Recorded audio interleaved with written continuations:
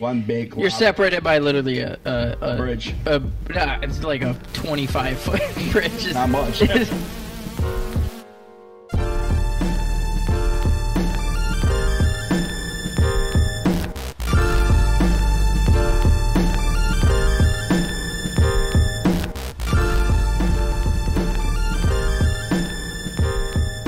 Should be good to go now. So, welcome to episode 2 of the Benchwarmers Perspective. Today, I'm here with Eric Greiner, just a U fan, known by a couple different names around the Montague area, White Lake area, I should say. Today, we're kind of just gonna make a talk about the WMC, obviously the Whitehall Montague game coming up this week, and all things football probably. And then for those new visitors or those reoccurring viewers, you might notice something a little bit different today in our podcast room here. No more table, which I am so glad is gone. That thing, you do? Do you feel like you don't got anything in front of you to set stuff down on it. You got a table right there. It's up to the side though. It's not the same. Well, let's hop right into episode 2 here. Tell me a little bit about yourself, where you came from, how you got involved with Montague football, and your role in Montague football and the Montague area. All right, so yeah, my name is Eric Greiner. Originally, I'm from Penwater, Michigan. So I grew up at a school that never had football. So it was kind of one of those things where, it's like, I played basketball and baseball when I was in school and all that, but never really did football. So, growing up, it was always kind of like, where do you, if you want to go root for, local high school team, I always root for, Michigan Wolverines. Barry Sanders really solidified me as a Lions fan growing up. But my mom was from Montague. My dad's from Hart. So the Hart-Montague kind of rivalry that was a little bit in the past has a little bit of special meaning to me, but when Montague was getting really good in the early 90s, that's when we really started to follow him. I did attend a couple of my uncle's games in the mid to late 80s. He graduated in 88, if I remember correctly. But we really started following in the 92, 93 years, and then it kind of tapered off once I got into high school and I was doing other things. Moved to Florida for a year in 2001, came back and then started following high school football a little bit around the area, but then really started getting back to Montague around 07, 08, when they were starting to get really, really, really good again. And then from there, I kind of just, once social media kind of started taking off in the early 2010s, I just, get a Twitter account, I don't know, what do I call myself? Just a guy from Montague. I'll just call myself just a U fan. And since the U kind of, that's when the U really started taking off as a slogan. And I think the rest is just history. Did some football, then I had some other sports like basketball, baseball. Actually even went and covered girls golf when they won the state championship one year, and that was fun. Yeah. Golf is it's one of those things that it can be super tough to cover just if you don't know the course that they're at, but it's also super fun to cover because, it's not one of those things where you're super far away from the athletes or the players, but you're also able to see every shot. Like, if you follow one player, you see every shot. You can be a spotter. You can be more involved in the actual event by being like a spotter. Like, there's a ball right here, found ball, right? And stuff like that. It's one of my favorite things to cover. I have almost gotten hit by a couple golf balls.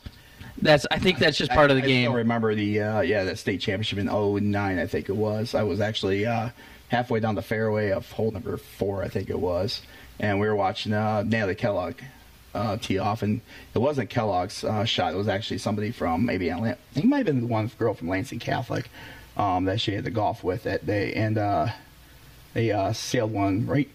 Sliced one a little bit towards us. Yeah. Had to move.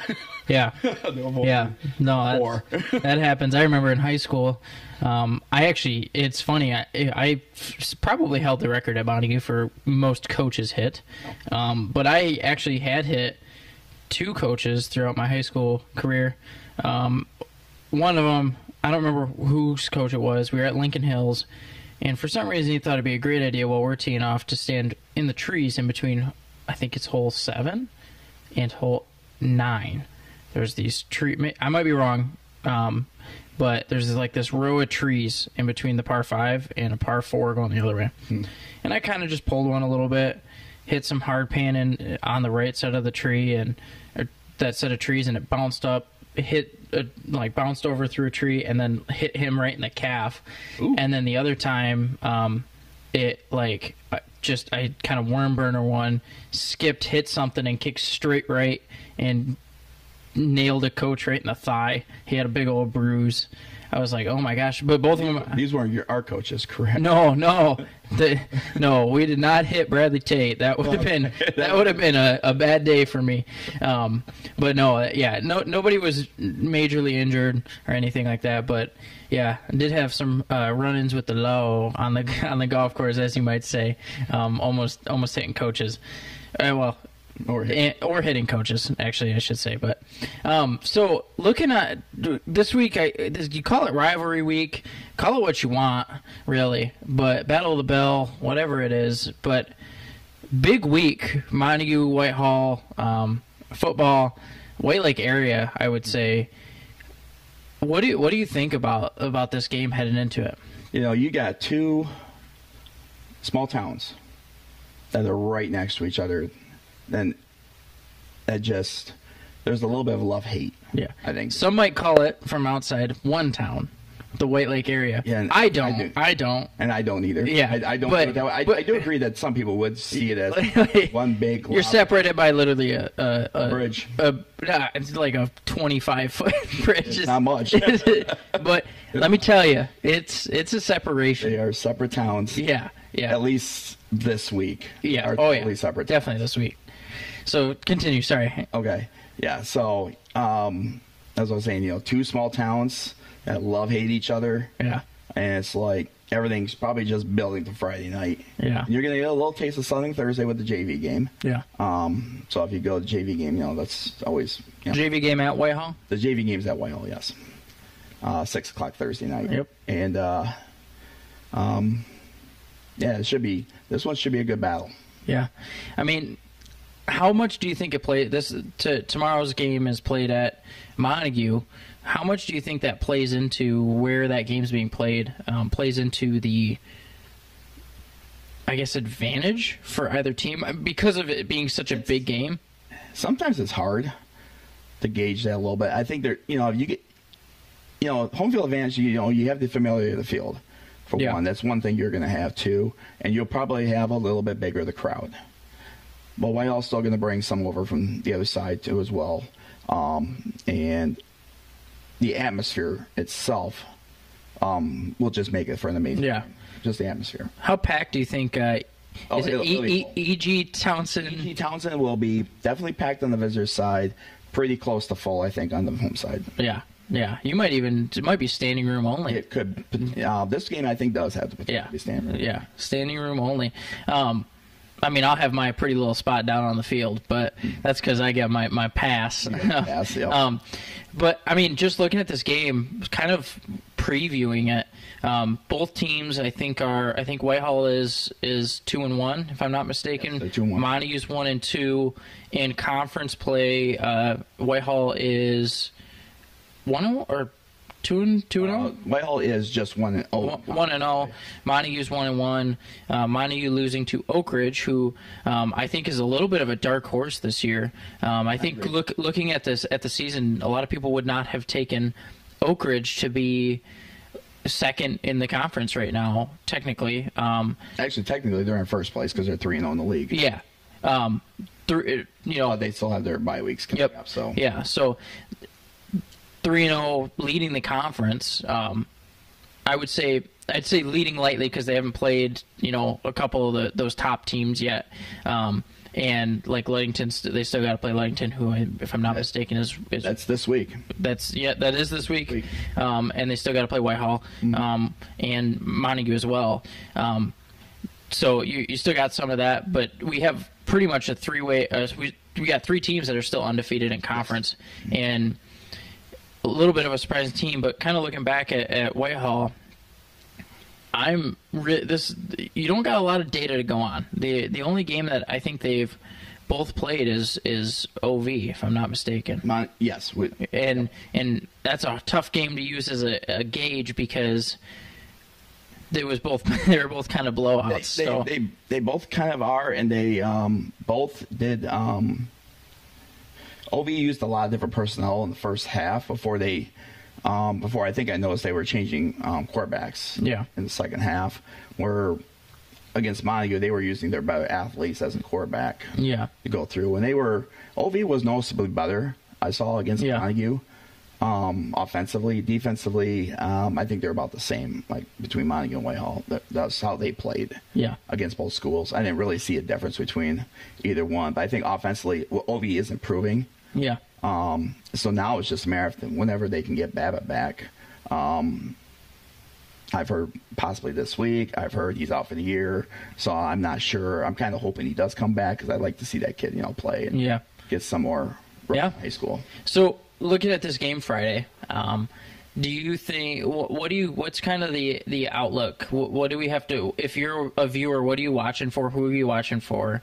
Who are the what do you think this game's going to come down to? All of kind of the little things about this game. I think this Friday is going to come down to how well you can keep your mental state in the game, because both teams are going to find ways to really challenge you. Not just physically, I think they're going to try to challenge you mentally. Mm-hmm. And you really have to keep your head on your shoulders to want to, be able to succeed in this one. Yep.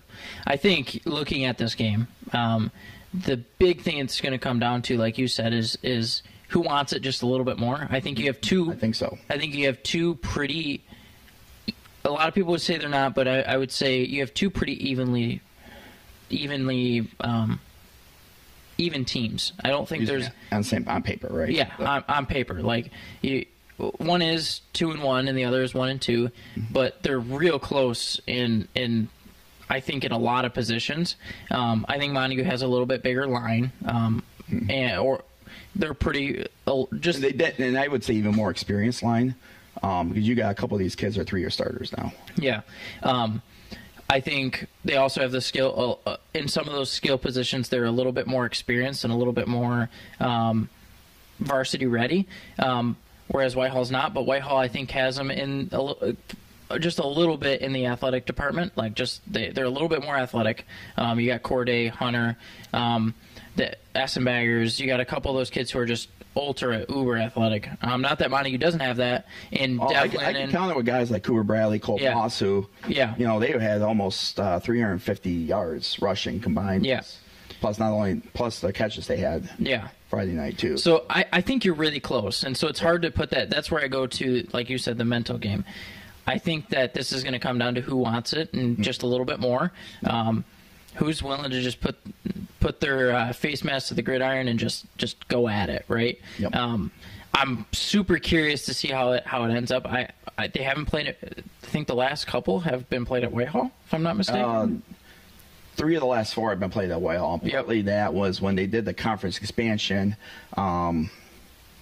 They actually ended up doing the Whitehall in 21 and Whitehall in 22. Yeah. Before coming back to Montague 2 years ago, then Whitehall last year, back to Montague this year. Yeah. So there was a year where there was a back-to-back Whitehall year.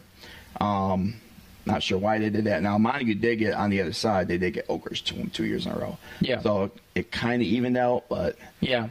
Yeah. I mean, either way, I think that gives Montague a little bit of an advantage. If you were to put, the spread, what would your spread be right now? My spread, I would probably put it at Montague minus 4.5.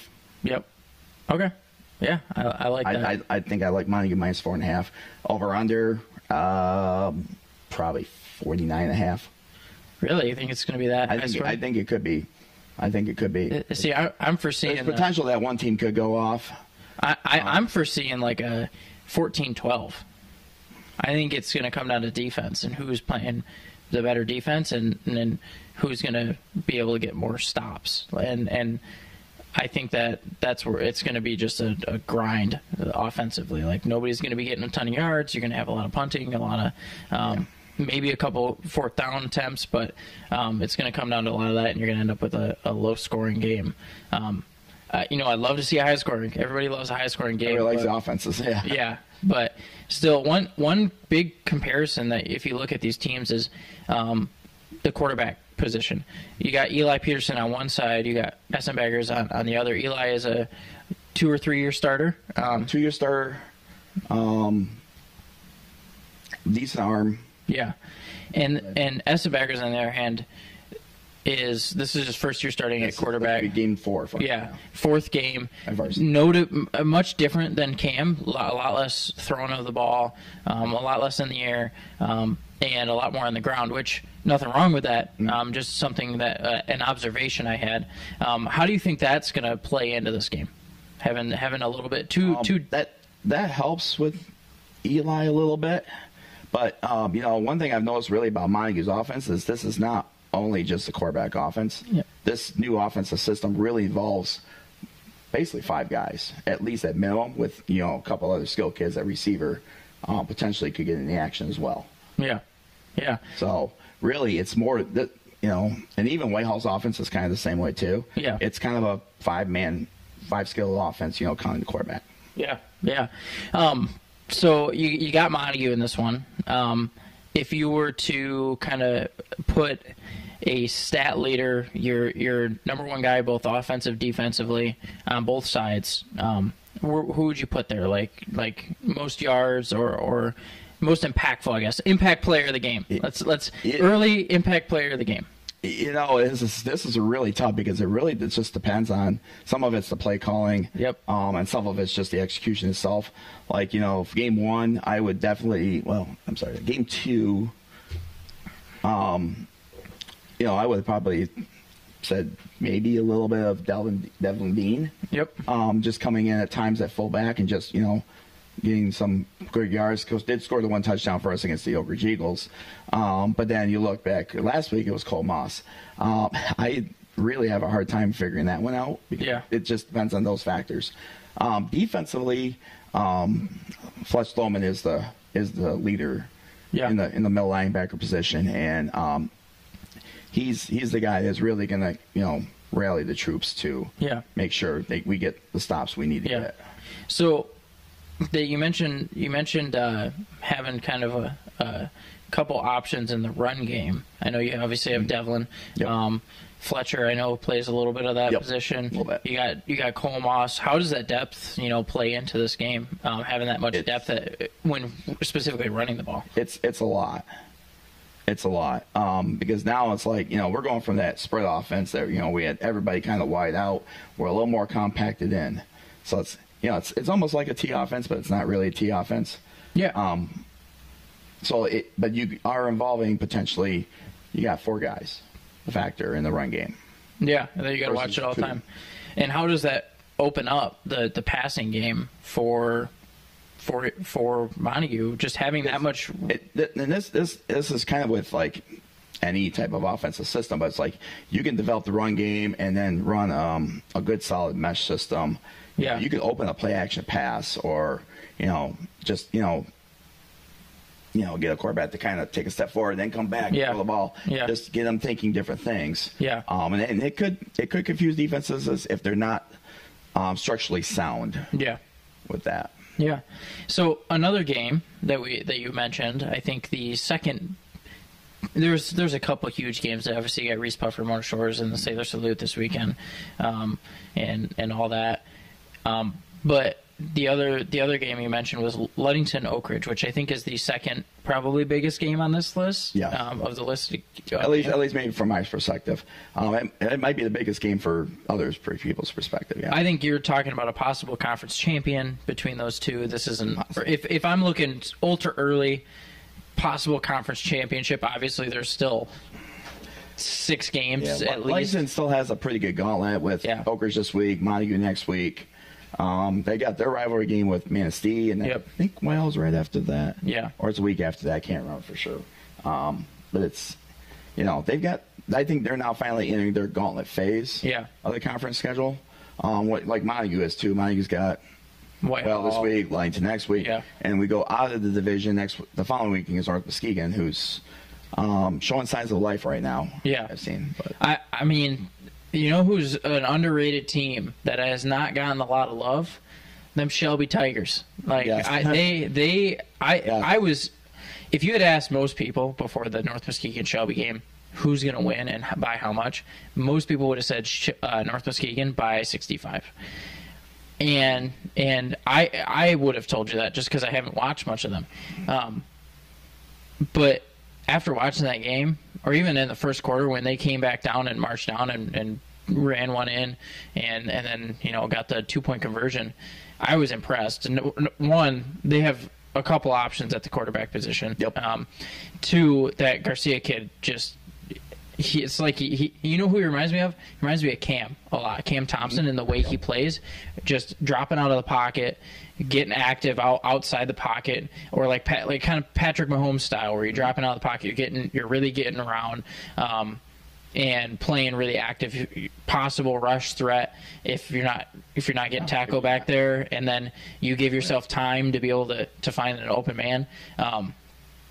And then they were able to move him to a receiver, and that opened it up for him. Yeah, and outside of Montague, I know a few kids on the Shelby team, and yeah. I just know that this is the year they were gunning for. Yeah. And they've got a little talent with the is that Hagstrom, I think it is. Yeah, I think so. And I forget who the other one is that they're kind of running back doing. Yeah. Plus the Garcia, and yeah, they're surprising a lot of people. Yeah. I knew this was coming. Yeah, but kind of back to that Ludington Oak Ridge, I think that this is going to be probably one of the best games all season. Oh, absolutely. Yeah. I think that is it played at Oak Ridge or Ludington? I'm trying to remember. I believe it's at Ludington this year. Yeah.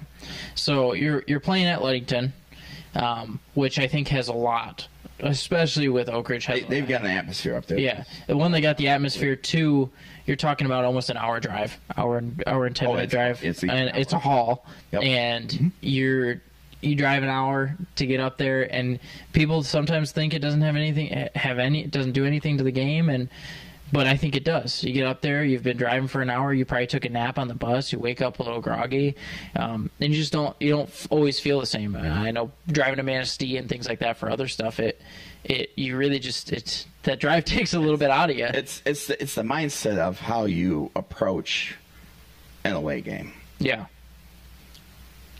I mean, are you going to be focused, or are you going to be not so focused? Yeah. And so, I think that plays a big difference. Plus their atmosphere. Oh yeah. That's huge. So I'm really curious. I don't know who to pick in this one. I'm picking Ludington easily. You think easily? Easily, yeah. What makes you say that? The Ludington's loaded this year. You got probably the best quarterback in the conference. You got one of the best offensive line sets in the conference, and you got plenty of skill kids to go around Gunzel. I think this one could be as much as 28. I think 28. 4 scores. Yeah. That's a I would give it Ludington, but only by 10. I think 10 at most. I think they get a field goal and a touchdown. I think Oak Ridge. They might get a field goal. They do have a good kicker. I still think it's probably a 4-score game. So I think Ludington's just that good. I'm gonna hold you to that. No, I'm gonna remind you. Yeah. I'm gonna watch. You can text me Friday night. Yeah. I'm really curious. I wonder. I think that's. Do you think, looking at the conference, that Ludington has a good shot at winning this year? Oh yes. Do you think that I saw it last year, actually, that this year was their year? Yeah. If Ludington wasn't to win, who do you think who next in line? See, next in line, I thought it would be Montague.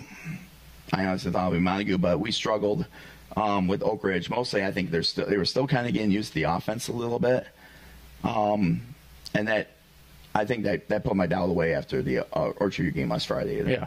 I think they got the offense figured out, and I think they're ready for Whitehall this week. So, I mean, you obviously have a better kind of view of the program. how impactful do you think the Phil Copes hire was for the program? How good or bad or either way do you think that it is? Instantly, it was a hit by everybody in the community. Yep. Instantly, it was a hit. And even when I had my conversations with the athletic director, Jay Mulder, it really, actually it came down to him and the guy who was our JV coach, Yeah. Randy Michelson. And not to put Michelson down, but I was like, just everything that Phil Coops has done, both in Plymouth, Indiana, and at his alma mater in Hamilton, that this was the guy we needed to lead the team. Yeah. Yep. Kind of getting in towards the end of the show here. If you were to look at the entire our coverage area, which includes some of those OK Green schools, a couple OK Silver schools, and then you looked at the WMC Rivers and Lakes, and you had to select a top 5 players for our coverage area for Player of the Year, for example, who are you picking? Who's your top 5? Oh boy, this one's going to be tough because I don't know a lot of the kids from the OK Green or outside, because I don't really put a lot of focus with Muskegon Shores. Puffer, I know Muskegon's got the quarterback is Yeah. I think I can't think of Arquez, I think is his name. Arquez. His first name. Petty. Arquez Petty, I think is his name. I think you're right. And then They also have that receiver too. receiver, and I'm thinking of the receiver. Actually. Yeah, I can't. Kitchen. Yeah. Yep. Kitchen, Yep. I think, yeah. And then Mona Shores has a kid. I think he got hurt. The Stewart kid. Yeah. Yep. I think that was. Yeah. They also picked up the Muscovan kid from last year, from Reese Puffer last year. He's playing there as well. And then you have. If I shift to the WMC, I think the one kid I have to pick definitely for sure is Gunzel. Yeah. Cam Gunzel, and then if you probably say anybody from the Rivers, Colbert. Yeah, I think so. So you got 2 right now. Let's go down the list. We're gonna rank them. So 5. You got your 5th. Who's your 5th? Okay, so my 5th, I'll probably go Colbert. It's the 5th. Okay, so 5th is Colbert. Probably the 4th, because I had Kitchen, Stewart. Yep. Arquez Petty. Arquez. I think it's Petty. I don't know for sure. I'll just say, let's see. Probably the quarterback Muskegon. I'll go to Stewart 3rd, Gunzel 2nd, and then Kitchen obviously. Kitchen. Yeah. Yeah. So I would say Kitchen number 1. Number 1. He's yeah. I mean he's a 4 or 5 star recruit. Like you got to put him up there. Gunzel's a really good. He's going D2 Fair State. So yeah, go Bulldogs.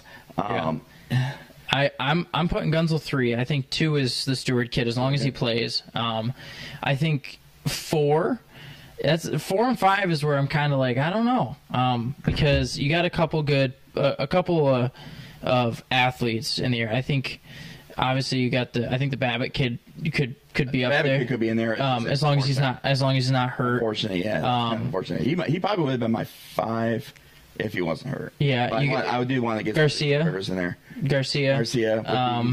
You got there Colbert. You got Gunzel or not Gunzel. You got Williams, Tosh Williams. Yep. The Audrey kid from Ludington on the line, which linemen don't get enough love, I know. But I think you got a lot of players that could really fit in that are really close in that 4th and 5th spot in our coverage area at least. Yeah. Oh, yeah. Obviously, if you're going conference, it's a little different, but in our coverage area at least, those are the two. I mean, you got the Dark kid you got Mason Dark played at Montague, now is at Reese Puffer, playing a little bit more receiver at Puffer now. I think for what for Cody Keeter's system that he has there, he is a better fit. Yep. And the guy they got playing quarterbacks, Braylon Swain. I mean, he balled last week against Spring Lake, 320-something yards. I was actually kind of surprised. Yeah, 300 that game. 320-something yards. I think he was like 14 for 19. 2 or 3 touchdown passes and a touchdown of his own. Playing, just balling. So you got him in there. You got the Dart kid. You got a lot of really good options there that. If you want a shot, throw out a couple Montague kids, Cooper Bradley. Yep. Bradley, Fletch Sloman, Fletch, Devlin, Cole Moss. Maybe there's that one junior. Moss as well. I think if I'm going to go right now with a fourth, I'm probably going to go Williams. Just out of, I think he's just Taj Williams. Yeah, Okay. I think he's just a good, solid receiver there. I think he's still a junior if I'm not mistaken. Yes. And he's consistent, been consistently good. And then if I'm going fifth, who am I putting at fifth? I probably put the Colbert kid. It's between Colbert and Garcia. I think those first 2 games I watched in North Muskegon, he struggled a little bit, but I think that was just getting used to some different receivers, some different options. Yeah, because I think, if I remember right, I think North Muskegon graduated their entire receiving class from last year. Yep. Most of them. Montague did too. Yeah, so getting used to some of those receivers, getting used to that. But I think that's something, he's a good enough quarterback where he's going to grow into that. Garcia, I think he's just a baller. I struggle to not put him on there because I just think he's a guy who I want on my team because I know he's going to get the job done. And when you need a touchdown, that's the guy I'm going. Do it. Yeah. Well, I appreciate you coming on. This was a heck of an episode. I had a lot of fun. Yeah. It's fun to dive in and do these kind of previews. I'm excited to get to this game on Friday. The couple games, Ludington, Oak Ridge, Montague Whitehall, Reese Puffers, Mona Shores, and the Sailor Salute. A couple really, really just banger games coming out. Stay tuned for our coverage. It's going to be the best in the area. You're not going to get much better than Catchmark Sportsnet when it comes to game coverage. Outside of maybe just a U fan at a Montague game, you might get a little. I might be partial. I might be a little bit. So stay tuned. Thanks for coming on, Eric. This was a ton of fun. I will see you Friday, and we'll see all of you on our next episode.